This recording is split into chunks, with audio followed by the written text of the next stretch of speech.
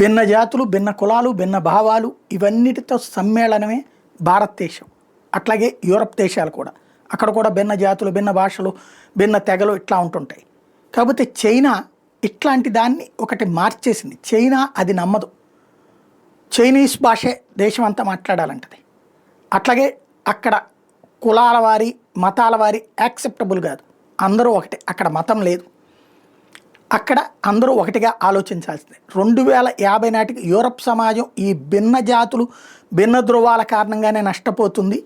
అదే సందర్భంలో తమ చైనా ఇప్పటికే ప్రపంచంలో 2వ ఆర్థిక వ్యవస్థగా వచ్చింది. ఏకైక ఆర్థిక వ్యవస్థగా అమెరికాను కూడా దాటగలదు అన్నది చైనా నమ్మకం.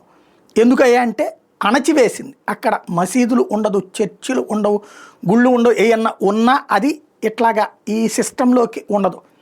అంటే ప్రతి ఒక్కళ్ళు అక్కడ ఆయా మత ఆచారాలు అన్నటువంటి దాన్ని పక్కన పెట్టి ఫైనల్గా లాంగ్వేజ్ ఒకటే కాన్సెప్ట్తో ముందుకు తీసుకెళ్తుంది.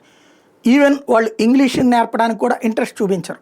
ఇంగ్లీష్ని నేర్పేది అతి పరిమితమైన వాళ్ళను కూడా విదేశాల్లో వాళ్ళ తరపున ప్లాంట్ చేయడానికి మాత్రమే. అది వాళ్ళ వ్యవహార శైలి.